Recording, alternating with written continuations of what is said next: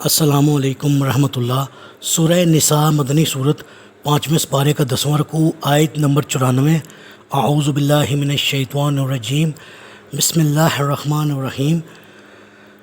یا ایھا الذین آمنوا اذا ضربتم فی سبیل اللہ فتبینوا ولا تقولوا لمن القی الیکم السلام لست مؤمنا تبتغون عرض الحیات الدنیا فعند اللہ مغانم کثیرہ کذالک کنتم من قبل فمن اللہ علیکم فتبینوا ان اللہ کان بما تعملون خبیرا۔ اے ایمان والو، جب تم اللہ کی راہ میں سفر کرو، جہاد پر نکلو، تو اگر کوئی شخص تمہیں سلام کہے تو اسے یہ نہ کہا کرو کہ تم تو مومن نہیں، بلکہ اس کی تحقیق کر لیا کرو۔ اگر تم دنیا کی زندگی کا سامان چاہتے ہو تو اللہ کے ہاں بہت سے مال غنیمت ہیں۔ اس سے پہلے تمہاری بھی اپنی یہی صورتحال تھی، پھر اللہ نے تم پر احسان کیا، لہٰذا تحقیق ضرور کر لیا کرو، اور جو کچھ تم کرتے ہو یقیناً اللہ اس سے خبردار ہے۔ جی، چونکہ ایسا گمان شرعی نقطہ نظر سے غلط ہے کہ ایک آدمی السلام علیکم کہے یا کلمہ پڑھے تو اسے قتل کر دیا جائے، لہٰذا اللہ تعالیٰ نے اس قسم کے واقعات کی پوری طرح چھان بین کا حکم دیا۔ تحقیق کے بغیر چھوڑ دینے میں اگر یہ امکان ہے کہ ایک کافر جھوٹ بول کر اپنی جان بچا لے، تو قتل کرنے میں اس کا بھی امکان ہے کہ ایک بے گناہ مومن تمہارے ہاتھ سے مارا جائے، اور تمہارا ایک کافر کو چھوڑ دینے میں غلطی کرنا اس سے بدرجہ بہتر ہے کہ تم ایک مومن کو قتل کرنے میں غلطی کرو۔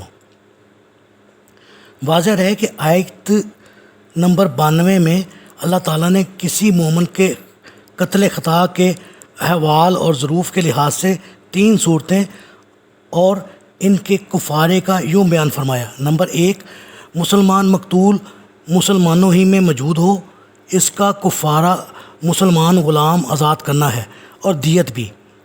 غلام نہ ملنے کی صورت میں متواتر 2 ماہ کے روزے۔ نمبر 2، مسلمان مقتول جو غیر مسلموں میں رہتا ہو، اس کا کفارہ صرف مسلمان غلام آزاد کرنا یا متبادل صورت میں روزے رکھنا ہے۔ اس کے وارثوں کو دیت نہیں دی جائے گی، اس لیے کہ اس سے اسلام کے دشمنوں کو ہی فائدہ پہنچے گا۔ نمبر 3، اور اگر مسلمان مقتول ایسے غیر مسلموں سے ہو جن کے درمیان معاہدہ امن ہو چکا ہو، تو اس کا کفارہ وہی ہوگا جو نمبر 1 کی صورت میں ہے۔ اب دیکھیے، ان تینوں صورتوں میں مسلمان غلام آزاد کرنا لازم قرار دیا گیا ہے۔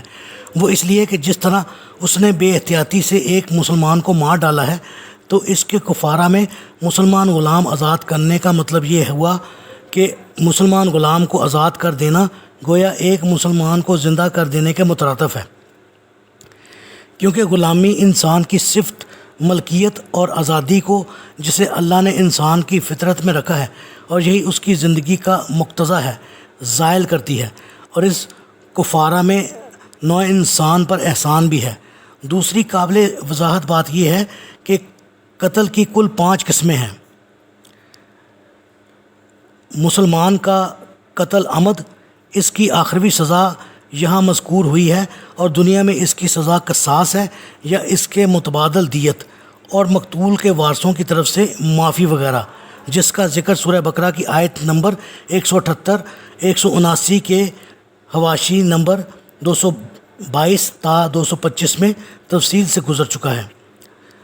نمبر 2، قتل خطا، جبکہ قتل خطا سمجھنے میں ہو، جیسے کسی کو کافر سمجھ کر مار ڈالے، جس کا بیان اوپر گزر چکا ہے۔ نمبر 3، قتل خطا، جبکہ قتل خطا فعل میں ہو، جیسے گولی یا تیر مارا تو کسی شکار کو تھا اور وہ لگ جائے کسی مسلمان کو، جس سے اس کی موت واقع ہو جائے۔ قتل خطا، جبکہ خطا اتفاقاً واقع ہو جائے، جیسے کوئی آدمی گاڑی کے نیچے آ کر مر جائے۔ نمبر 5، قتل شبہ عمد، یعنی کسی شخص کی ایسی چیز سے موت واقع ہو جائے جس سے عموماً موت واقع نہ ہوتی ہو، جیسے کسی کو مکہ یا چھڑی ماری جائے جس سے وہ مر جائے۔ ان 5 صورتوں میں پہلی صورت کے سوا باقی سب قتل خطا کے ضمن میں آتی ہیں اور ان میں قصاص نہیں دیت ہوتی ہے جو قاتل کے ان رشتہ داروں پر پڑتی ہے جو اس کے نفع اور نقصان میں شریک ہوتے اور جنہیں عاقلہ کہتے ہیں، اور دیت کی ادائیگی کی زیادہ سے زیادہ مدت 3 سال تک ہے۔ اللہ تعالیٰ سے دعا ہے اللہ تعالیٰ ہمیں ہر قسم کے کبیرہ گناہوں سے محفوظ فرمائے اور ہمارا خاتمہ ایمان پر فرمائے، آمین۔